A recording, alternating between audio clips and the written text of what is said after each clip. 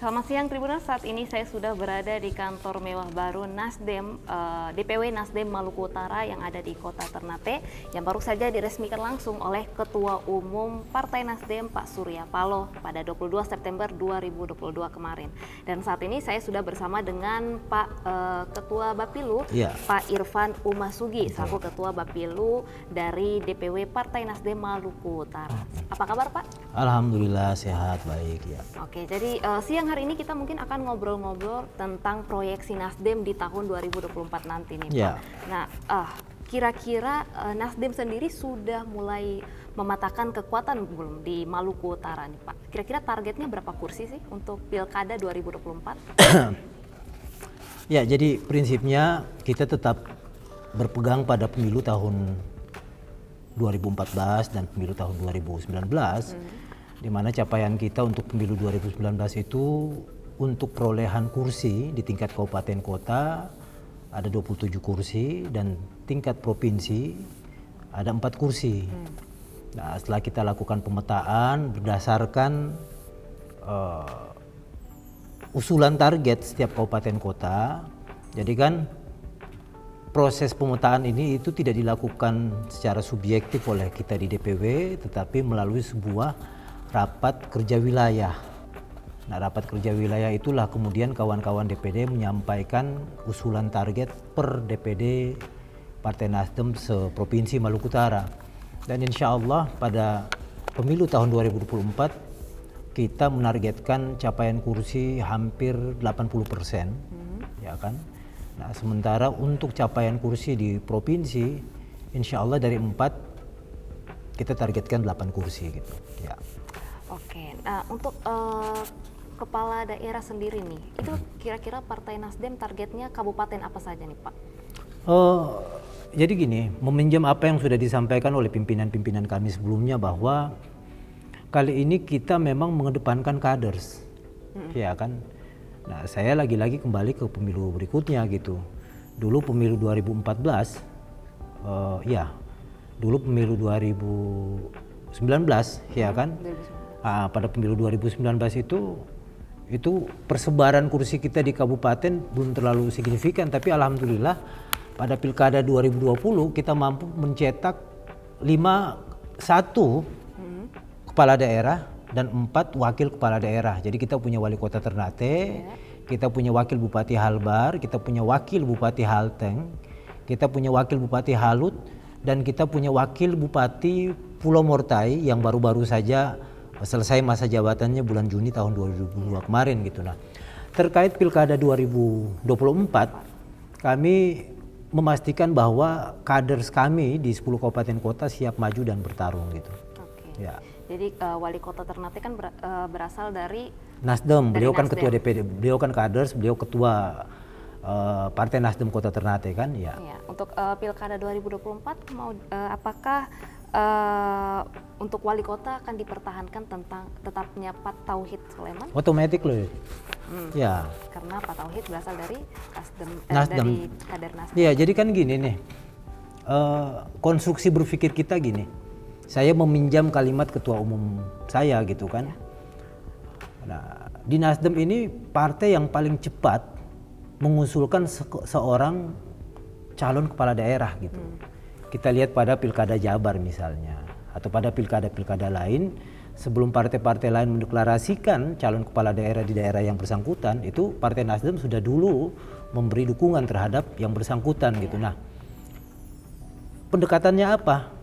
Pendekatannya adalah kualitatif tentunya, memiliki kompetensi, ya kan, memiliki jejaring ke masyarakat sampai ke tingkat bawah gitu. Nah, sekarang udah jadi nih wali kota kita nih.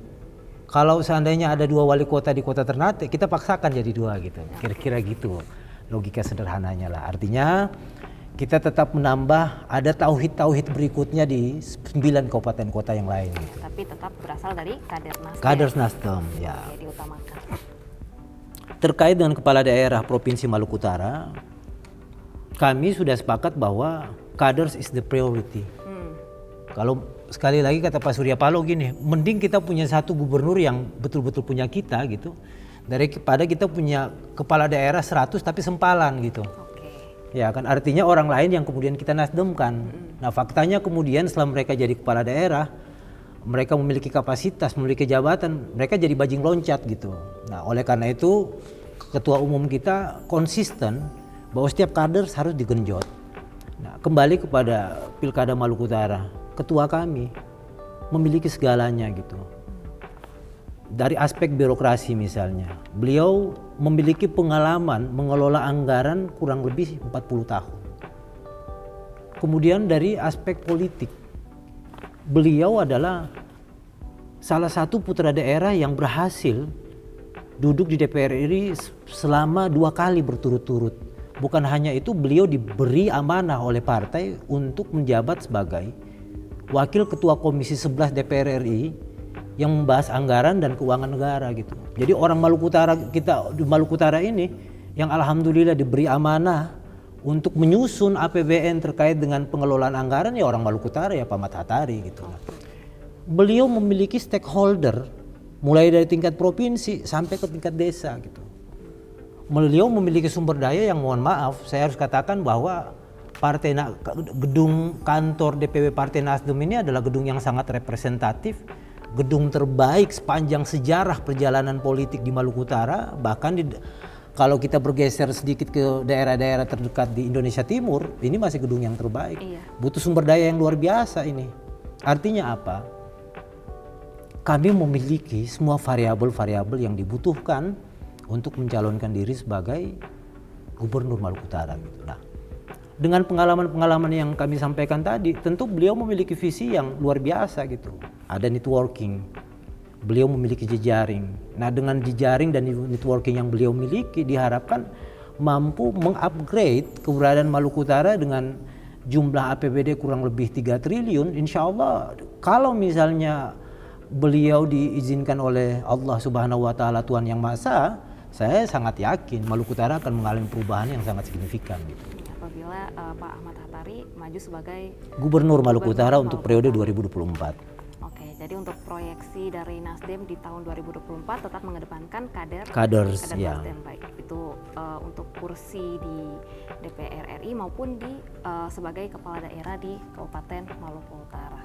Oke Tribuners, mungkin itu saja pembicaraan kita bersama Ketua Bapilu Pak Irfan Omasugi. Ya. Tapi dari Pak Irfan sendiri mungkin ada closing statement nih untuk para Tribuners sekalian dari Nasdem.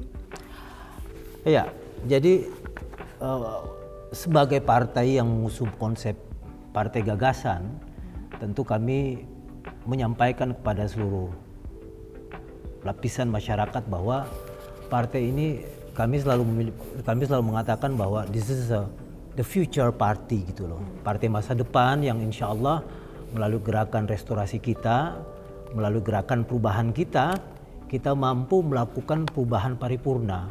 Perubahan yang memang betul-betul konsisten gitu. Kita bukan saja menjadikan kampanye sebagai media untuk menarik magnet pemilih atau konstituen memilih kita, tetapi kami selalu berusaha konsisten bahwa apa yang kami sampaikan pada saat kami kampanye misalnya, kami akan membuktikan secara maksimal. Oleh karena itu melalui kesempatan ini tetap berikan dukungan kepada kami Partai Nasdem, ya kan. Kawan-kawan yang mau bergabung juga, kita juga partai yang terbuka. Kita memberikan kesempatan yang seluas-luasnya kepada kita semua untuk bergabung dan memajukan gerakan restorasi perubahan Indonesia. Terima kasih. Oke, cukup menarik pembicaraan kita bersama Pak Irfan Omasugi pada siang hari ini. Semoga informasi ini bermanfaat untuk Tribuners sekalian. Terima kasih dan sampai jumpa.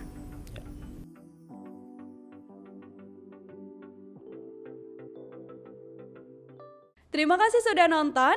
Jangan lupa like, subscribe, dan share ya.